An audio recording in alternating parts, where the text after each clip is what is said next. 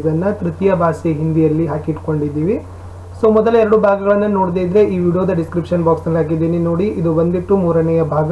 ಇಲ್ಲಿರ್ತಕ್ಕಂಥ 5 ಪ್ರಶ್ನೆಗಳಲ್ಲಿ 1 ಪ್ರಶ್ನೆ ಅಂತಲೂ ಕೂಡ ಖಂಡಿತವಾಗಿ ಈ ವರ್ಷದ ಪರೀಕ್ಷೆಗೆ ಬಂದೇ ಬರುತ್ತೆ. ಅದಕ್ಕಾಗಿ ಸೊ ಸ್ಕಿಪ್ ಮಾಡದೆ ವಿಡಿಯೋವನ್ನು ಕಡೆಯವರೆಗೂ ನೋಡಿ. ಹೊಸಬರಾಗಿದ್ರೆ ಚಾನಲ್ ಅನ್ನು ಸಬ್ಸ್ಕ್ರೈಬ್ ಮಾಡಿ, ಬೆಲ್ ಐಕಾನ್ ಅನ್ನು ಒತ್ತಿ, ಹಾಗೂ ನೀವು ನಮ್ಮ ಟೆಲಿಗ್ರಾಮ್ ಗ್ರೂಪ್ಗೆ ಬಂದು ಸೇರಿಕೊಳ್ಳಿ ಅಂತ ಹೇಳ್ತಾ ತಡ ಮಾಡದೆ ಶುರು ಮಾಡೋಣ. ಖಚಿತ ಅಂಕಗಳು ಬೇಕಾಗಿದ್ದಾವೆ. ಸೊ ನಿಶ್ಚಿತ ಪ್ರಶ್ನೆಗಳಿದ್ದಾವೆ. 3ನೆಯ ಭಾಗ ತೃತೀಯ ಭಾಷೆ ಹಿಂದಿಯಲ್ಲಿ. ಸೊ ಪಹಲ ಪ್ರಶ್ನೆ ತಾಕಿ ಮಹಾದೇವಿ ವರ್ಮಾಜಿ ಗಿಲ್ಲು ಕಿ ಜಾನ್ ಕೈಸೆ ಬಚಾಯಿ.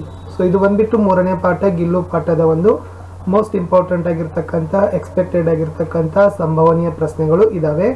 ಮಹಾದೇವಿ ವರ್ಮಾ ಅವರು ಗಿಲ್ಲುವಿನ ಪ್ರಾಣವನ್ನ ಹೇಗೆ ಉಳಿಸಿದರು ಅಂತಕ್ಕಂಥದ್ದು. ಉತ್ತರ में लिखना है, लेखिका ने गिल्लू के प्राण इस प्रकार बचाए कि गिल्लू को हौले से उठाकर कमरे में ले आई, फिर रुई से रक्त पोंछकर घावों पर पेंसिलिन का मरहम लगाई और कई घंटे के उपचार के बाद उसके मुंह में एक बूंद पानी टपकाई. ಮುಂದಿನ ನೋಡೋಣ. ಮುಂದಿನ ಒಂದು ಪ್ರಶ್ನೆ ಹೀಗಿದೆ. ಪ್ರಶ್ನೆ ಸಂಖ್ಯೆ 2. गिल्लू महादेवी वर्मा जी को कैसे चौंकाता था. सो लेखिका को चौंकाने के लिए गिल्लू फूलदान के फूलों में, पर्दे की चुन्नट में और सोनजूही की पत्तियों में छिप जाता था ಅಂತಕ್ಕಂಥದ್ದನ್ನು ಬರೀಬೇಕಿತ್ತು. 3ನೇ ಪ್ರಶ್ನೆ ಇದೆ, लेखिका का ध्यान आकर्षित करने के लिए गिल्लू क्या करता था. ಸೊ ಇಂಪಾರ್ಟೆಂಟ್ ಆಗಿರ್ತಕ್ಕಂಥ ಪ್ರಶ್ನೆ ಇದೆ. ಸೊ ಉತ್ತರ ಬಂದ್ಬಿಟ್ಟು ವಿದ್ಯಾರ್ಥಿಗಳೇ, लेखिका का ध्यान आकर्षित करने के लिए गिल्लू उनके पैर तक आकर सर से पर्दे पर चढ़ जाता था और उसी तेजी से उतरता था. यह क्रम तब तक चलता था जब तक लेखिका उसे पकड़ने के लिए न उठती. ಸೊ ಈ 2 ಪ್ರಶ್ನೆಗಳು ಕೂಡ ಏನಾಗಿದ್ವಪ್ಪ ಅಂತಂದ್ರೆ ತುಂಬಾನೇ ಇಂಪಾರ್ಟೆಂಟ್ ಆಗಿರ್ತಕ್ಕಂಥ ಕ್ವಶನ್ಸ್ ಇದ್ದು. ಇನ್ನು ನೋಡೋಣ. 3ನೇ ಪ್ರಶ್ನೆ ಇದೆ, ಮೋಸ್ಟ್ ಇಂಪಾರ್ಟೆಂಟ್ ಆಗಿರ್ತಕ್ಕಂಥ ಪ್ರಶ್ನೆ ಇದೆ. ಗಿಲ್ಲು ಕೆ ಕಾರ್ಯಕಲಾಪ್ ಕೆ ಬಾರೆ ಮೇ ಲಿಖಿಯೇ. ಸೊ ಗಿಲ್ಲುವಿನ ಕೆಲಸ ಕಾರ್ಯಗಳನ್ನು ನೀವೇನ್ ಮಾಡಬೇಕಾಗಿತ್ತು, ಬರಿಬೇಕಿತ್ತು. ಸೊ ಬರೀತಕ್ಕಂಥ ಫಸ್ಟ್ ಪಾಯಿಂಟ್ ಏನಿದೆಪ್ಪ ಅಂತಂದ್ರೆ, ಎಸ್, ಗಿಲ್ಲು ಲೇಖಿಕಾ ಕೆ ಘರ್ ಮೇ ಝೂಲ್ತಾ ರಹತಾ ತಾ. ಸೊ ಗಿಲ್ಲು ಪ್ರತಿದಿನನೂ ಕೂಡ ಮನೆಯಲ್ಲಿ ಲೇಖಕಿಯರ ಮನೆಯಲ್ಲಿ ತೂಗ್ತಿತ್ತು. ನೆಕ್ಸ್ಟ್, अपनी कांच जैसी आंखों से कमरे के भीतर और खिड़की से बाहर देखता था. ತನ್ನ ನೀಲಿ ಅಂತ ಒಂದು ಗಾಜಿನ ಕಣ್ಣುಗಳಿಂದ ಏನ್ ಮಾಡ್ತಿತ್ತಪ್ಪ ಅಂದ್ರೆ ಕೋಣೆಯ ಒಳಗಡೆ ಮತ್ತು ಹೊರಗಡೆ ಅದು ನೋಡ್ತಾ ಇತ್ತು. जब भी लेखिका लिखने बैठती तब उनका ध्यान आकर्षित करने के लिए वह उनके पैर तक आकर सर से पर्दे पर चढ़ जाता और उसी तेजी से उतरता था. ಲೇಖಕಿಯರು ಬರಿತಕ್ಕಂಥ ಸಮಯದಲ್ಲಿ ಅವರ ಅವಧಾನವನ್ನ, ಧ್ಯಾನವನ್ನ, ಮನಸ್ಸನ್ನ ಆಕರ್ಷಿತವನ್ನು ಮಾಡುವ ಸಲುವಾಗಿ ಆ ಒಂದು ಕಿಟಕಿಯ ಪರದೆಯ ಮೇಲೆ ಏನ್ ಮಾಡ್ತಿತ್ತಪ್ಪ ಅಂದ್ರೆ ಬಹಳಷ್ಟು ಸರ್ರನೆ ಏನು ಏರ್ತಾ ಹೋಗ್ತಿತ್ತು ಮತ್ತು ಅದೇ ಕ್ರಮದಲ್ಲಿ ಇಳಿತಾ ಇತ್ತು. गिल्लू गिलहरियों के झुंड का नेता बना. ठीक 4 बजे खिड़की से भीतर आकर अपने झूले में झूलने लगता था. ಗಿಲ್ಲು ಏನಾಗ್ತದಪ್ಪ ಅಂದ್ರೆ ಎಲ್ಲ ಅಳಿಲಿನ ನಾಯಕ ಆಗ್ತದ. ಆಮೇಲೆ ಸರಿಯಾಗಿ 4 ಗಂಟೆಗೆ ಕಿಟಕಿಯಿಂದ ಒಳಗಡೆ ಬಂದು ತನ್ನ ಒಂದು ಗುಡಿಸಲಿನಲ್ಲಿ ಮನೆಯಲ್ಲಿ ಕುಂತು ತೂಗ್ತಾ ಇತ್ತು.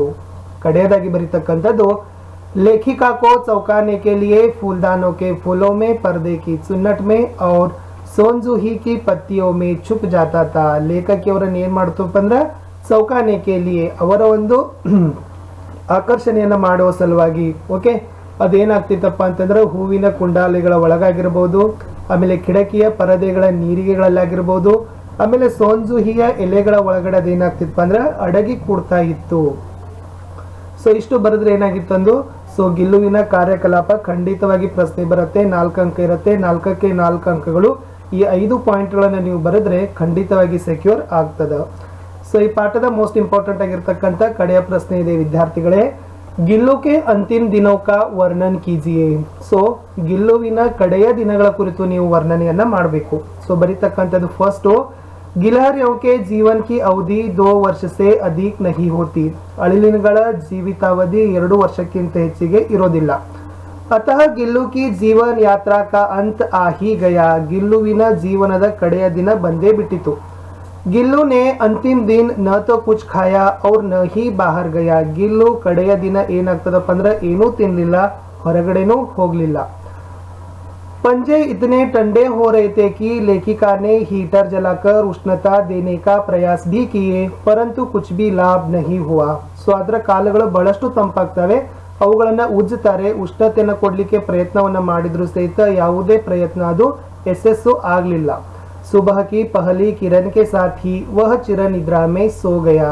ಸೊ ಸೂರ್ಯ ಮುಳುಗೋದಕ್ಕಿಂತ ಮುಂಚೆನೆ ಏನಾಗ್ತದಪ್ಪ ಅಂತಂದ್ರೆ ಅದ್ರ ಜೊತೆಗೆ ಏನಾಗ್ತದ, ಸೂರ್ಯನ ಉದಯದೊಂದಿಗೆ ಸೊ ಗಿಲ್ಲು ಏನಾಗ್ತದಪ್ಪ ಅಂತಂದ್ರೆ ಮರಣ ಹೊಂತದ, ಚಿರನಿದ್ರೆಗೆ ಜಾರ್ತದ ಅಂತಕ್ಕಂಥದ್ದು ಗಿಲ್ಲುವಿನ ಕಡೆಯ ಪ್ರಶ್ನೆಗಳು. ಅಂತಿಮ ದಿನಗಳ ಒಂದು ಕೇಳಿದಾಗ ಈ ಪ್ರಶ್ನೆಗೆ ಉತ್ತರಗಳನ್ನ ನೀವುಗಳು ಬರಿಬೇಕಿತ್ತು.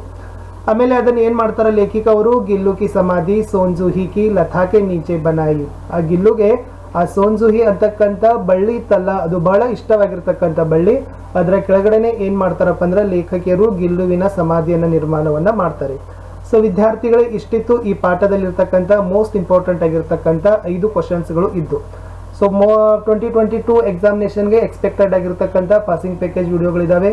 ನಾವು ಕನ್ನಡದಲ್ಲಿ ಹಾಕ್ತಾ ಇದ್ದೀವಿ, ಇಂಗ್ಲಿಷ್ನಲ್ಲಿದೆ, ಹಿಂದಿ, ಸಮಾಜ, ವಿಜ್ಞಾನ, ಗಣಿತ ಒಂದನ್ನು ಹೊರತುಪಡಿಸಿ ಎಲ್ಲಾ ವಿಷಯಗಳ ಒಂದು ಪಾಸಿಂಗ್ ಪ್ಯಾಕೇಜ್ಗಳಿದಾವೆ. ನಾವು ದಯಮಾಡಿ ಎಲ್ಲ ವಿಡಿಯೋಗಳನ್ನ ನೋಡ್ತಾ ಇರಿ. ವಿಡಿಯೋವನ್ನ ನೋಡಿದ್ರೆ ಅವಶ್ಯವಾಗಿ ಒಂದು ಲೈಕ್ ಮಾಡಿ, ಹಾಗೂ ನೀವು ನೋಡಿದ ಮೇಲೆ ವಿಡಿಯೋಗಳನ್ನ ನಿಮ್ಮ ಗೆಳೆಯರ ಬಳಗಕ್ಕೆ ಹಂಚಿಕೊಳ್ಳಿ. ಯಾಕಂದ್ರೆ ನಿಮ್ಮ ಫ್ರೆಂಡ್ ಸರ್ಕಲ್ಗಳು ಕೂಡ ಏನ್ ಮಾಡ್ತಾರಪ್ಪ ಅಂದ್ರೆ ಈ ವಿಡಿಯೋದ ಲಾಭವನ್ನ ಪಡಿತಾರೆ. ಅಷ್ಟಲ್ಲದೆ ಅವರು ಕೂಡ ಏನ್ ಮಾಡ್ತಾರಪ್ಪ ಅಂತಂದ್ರೆ ಜ್ಞಾನವನ್ನ ವರ್ಧಿಸ್ತಾರೆ. ಈ ರೀತಿಯಾಗಿರ್ತಕ್ಕಂಥ ರಿಸೋರ್ಸ್ಗಳನ್ನ ಸಿಗೋದು ಅವರು ಕೂಡ ಏನ್ ಮಾಡ್ತಾರೆ, ಯುಟಿಲೈಸ್ ಗಳನ್ನ ಮಾಡ್ಕೊಳ್ತಾರೆ. ಚಾನಲ್ ಹೊಸಬ್ರಾಗಿದ್ರೆ ಸೊ ಏನ್ ಮಾಡ್ಬೋದು, ತಾವುಗಳು ಹೊಸಬ್ರಾಗಿದ್ರೆ ಚಾನಲ್ಗಳನ್ನ ಸಬ್ಸ್ಕ್ರೈಬ್ ಮಾಡಬೇಕು, ಬೆಲ್ ಐಕಾನ್ ಅನ್ನ ಒತ್ತಬೇಕು. ಈ ಬೆಲ್ ಐಕಾನ್ ಅನ್ನ ಒತ್ತೋದ್ರಿಂದ ಮುಂಬರ್ತಕ್ಕಂಥ ಮತ್ತೆ ವಿಡಿಯೋಗಳ ನೋಟಿಫಿಕೇಶನ್ಗಳನ್ನ ನೀವು ಫಸ್ಟ್ ಆಗಿ ಏನ್ ಮಾಡ್ತೀರಪ್ಪ ಅಂತಂದ್ರೆ ಪಡಿತೀರಿ.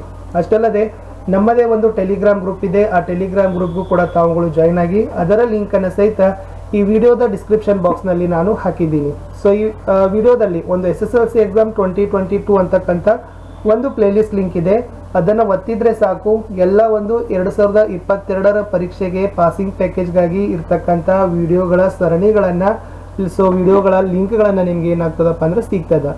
ಸೊ ಶೂರ್ ಆಗಿ ಹೇಳ್ತಾ ಇದ್ದೀನಿ, ವಿಡಿಯೋವನ್ನ ಅವಶ್ಯವಾಗಿ ತಮಗೆ ಇಷ್ಟ ಆಗಿದೆ ಅಂತ ಅನ್ಕೊಂಡಿದ್ದೀನಿ. ವಿಡಿಯೋ ಇಷ್ಟ ಆಗಿದ್ರೆ ಒಂದು ಲೈಕ್ ಅನ್ನ ಕೊಡ್ಲಿಕ್ಕೆ ಮರಿಬೇಡಿ. ಕಮೆಂಟ್ ಸೆಷನ್ ನಲ್ಲಿ ಏನಾದರೂ ಪ್ರಶ್ನೆಗಳ ಬಗ್ಗೆ ಸಂದೇಹ ಅನಿಸಿದ್ರೆ ಸೊ ಅದನ್ನ ಸಹಿತ ತಾವುಗಳು ಏನ್ ಮಾಡಬೇಕು, ಕಮೆಂಟ್ ಅನ್ನ ಮಾಡಬೇಕು. ಆಮೇಲೆ ಟೆಲಿಗ್ರಾಮ್ ಗ್ರೂಪ್ಗೆ ಬಂದು ಸೇರಿಕೊಳ್ಳಿ ಅಂತ ಹೇಳ್ತಾ ಮುಂದಿನ ಭಾಗದ ವಿಡಿಯೋಗಾಗಿ ತಾವು ನಿರೀಕ್ಷೆಯನ್ನ ಮಾಡಬೇಕು. ಸೊ ಬೇರೆ ಸಬ್ಜೆಕ್ಟ್ಗಳು ಕೂಡ ವಿಡಿಯೋಗಳನ್ನ ನಾವೇನ್ ಮಾಡ್ತಾ ಇದ್ದೀವಿ, ಅಪ್ಲೋಡ್ ಅನ್ನ ಮಾಡ್ತಾ ಇದ್ದೀವಿ. ಒಳ್ಳೆಯದಾಗಲಿ, ಮತ್ತೆ ಸಿಗುವ ಮುಂದಿನ ದಿನಗಳಲ್ಲಿ.